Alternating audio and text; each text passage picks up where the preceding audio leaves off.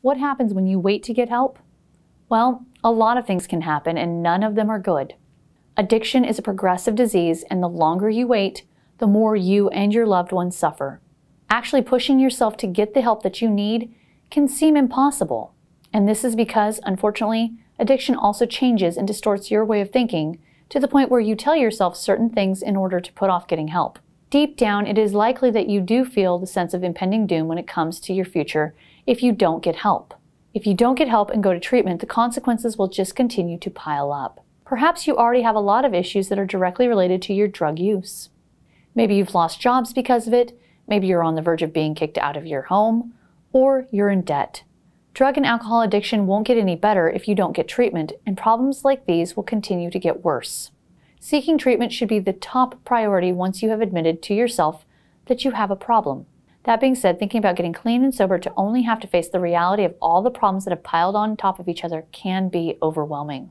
But clearing the wreckage left behind because of your addiction happens in a process over time after you are clean. Your body will experience the consequences of constantly ingesting the substance. If you're using drugs intravenously, then you can also acquire diseases such as hepatitis C and HIV. If you are drinking, you can severely damage your liver.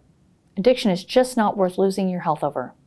As time goes on, addiction can definitely create rifts and mistrust in your relationships.